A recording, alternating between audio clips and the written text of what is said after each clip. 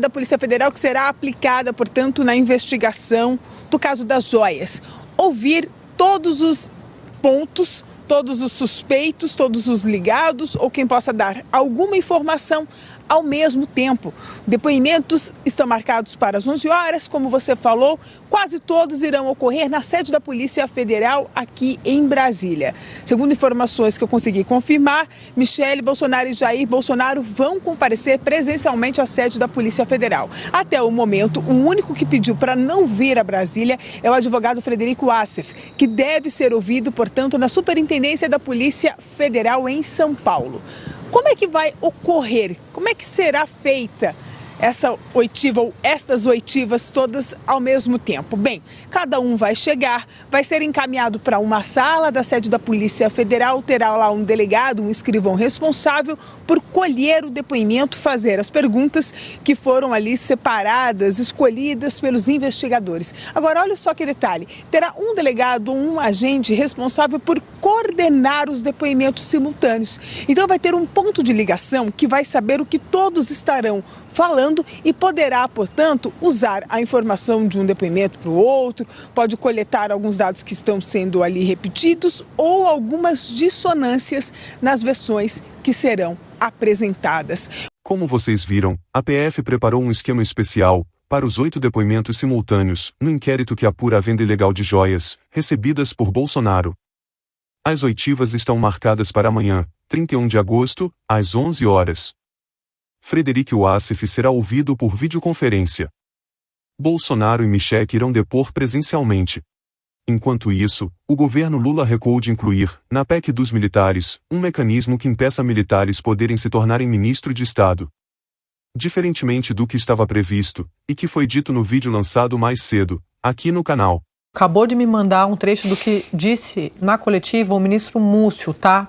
Múcio, ministro da Defesa, está aqui dizendo que teve a felicidade do Senado abrigar essa proposta em nome do diálogo. Existe a proposta do Senado de tirar o ponto que o presidente convida alguém para participar da política. E o que nós desejamos é que o militar não pode disputar cargo e voltar depois. Que é proibido o militar ser filiado, que já aconteceu e providências foram tomadas, que é uma indisciplina e tem punição, tá? Mas, então está confirmado aqui, Lins, que houve um recuo nessa proposta e o ministro da Defesa está comemorando, então é porque só dessa forma eles conseguiram um consenso de todas as partes para fazer essa proposta andar lá no Senado. Na minha opinião, isso é um grave erro do governo Lula. Não podemos repetir os erros do passado, deixando generais despreparados chegarem em ministérios chaves para o país. Alguém já esqueceu o que o Pazuello fez com o país? Eu não. Alguém já esqueceu o que os ministros da Defesa Braga Neto e Paulo Sérgio fizeram com o país? Eu não. Alguém já esqueceu o que o entreguista Almirante Bento Albuquerque, ministro de Minas e Energia, fez com o país? Eu não. Ainda em novembro, o Bolsonaro desautorizou o ministro da Saúde, esse Palerma, que chama general da Ativa, inacreditável. Um general da Ativa virou um Palerma. Pazuello, general da Ativa. O Exército Brasileiro precisa botar a mão na cabeça. O general Pazuello está desmoralizando o Exército de Caxias. Eu, chegando à presidência da República, vou tomar providências com relação aos critérios de promoção. Não é possível uma pessoa chegar a general e ser tão desastrado, incompetente, canalha como esse Pazuello tem sido. Diante de uma tragédia, ele esteve em Manaus, recebeu ofício 15 dias antes, esteve em Manaus 3 dias antes do colapso. E ao invés de tratar do assunto, ele foi prescrever cloroquina, porque o Bolsonaro obrigou o Exército Brasileiro.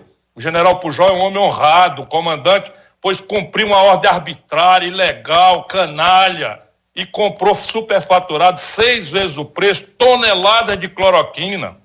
Esse Pazuello está deixando estragar milhões de testes que podiam ter prevenido e organizado o planejamento brasileiro, testes da Covid. Não é mais possível a gente aceitar, sabe, por educação política, que esse tipo de comportamento siga sendo tomado. Para terminar o vídeo, o PT divulgou uma resolução, em que defende que o presidente Lula concorra à reeleição em 2026.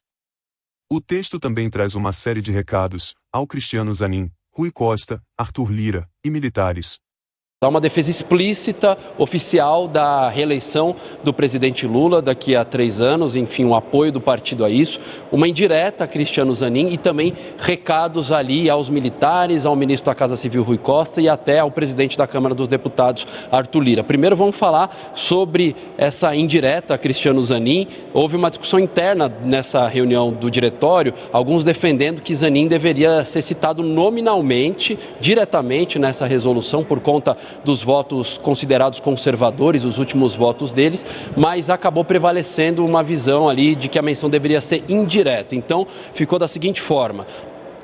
O texto dessa resolução. No momento em que o Supremo Tribunal Federal deve retomar o julgamento do marco temporal, manifestamos a expectativa de que a Suprema Corte reafirme os direitos dos povos indígenas, como ocorreu em decisões anteriores. Essa expectativa de uma atuação em defesa da civilização é reforçada por recentes decisões e avanços do STF nesse sentido. E aí a resolução cita a equiparação, o julgamento que equiparou o crime de homofobia e transfobia à injúria racial. Cristiano Zanin foi contra isso, e também o julgamento sobre a descriminalização do porte da maconha. Zanin também foi contra essa visão majoritária ali dentro majoritária dentro do Supremo Tribunal Federal. Agora, sobre a reeleição do presidente Lula.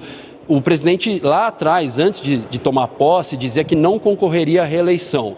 E de lá para cá ele vem mudando, modulando o seu tom, ampliando aí a possibilidade de que isso ocorra. E dessa vez, em 3 pontos, em 3 momentos dessa resolução, o Partido dos Trabalhadores defende de forma enfática que o presidente Lula deve ser reconduzido em 2026 ao cargo de presidente da República. Eu vou destacar aqui um desses trechos. O partido diz o seguinte, que o PT deve promover a mobilização social no maior número possível de municípios para a construção política de muitas vitórias eleitorais para mudar a realidade das cidades e localidades, contribuir com as transformações necessárias no país para reeleger Lula em 2026 e fortalecer nosso projeto democrático e popular. E Cristiano Zanin se reuniu com o presidente Lula. Então a gente consegue ver como incomodou. Como foi incômoda essa crítica que veio de setores da esquerda como um todo, não só do PT, mas o PT, como o Bausa trouxe, deixa isso muito claro num documento. Chega, inclusive, a fazer críticas indiretas a Cristiano Zanin. Então, a gente consegue ver que isso incomodou porque Cristiano Zanin acabou de entrar na Suprema Corte. E ele, então, teve que explicar ao presidente, voto a voto, o porquê das suas escolhas. Lula nunca cobrou tão ostensivamente, se é que a gente pode falar, dos seus indicados anteriores, e foram muitos, pelos votos. O que acontece agora é que, sem dúvida, a gente está num momento de muito mais divisão no país, um momento em que essa direita mais conservadora é especialmente relacionada ao ex-presidente Jair Bolsonaro, e aí pegou de surpresa, claro, os setores mais progressistas que apoiaram, sem dúvida, a eleição do presidente Lula no ano passado, pegou de surpresa essa sequência de votos de Cristiano Zanin.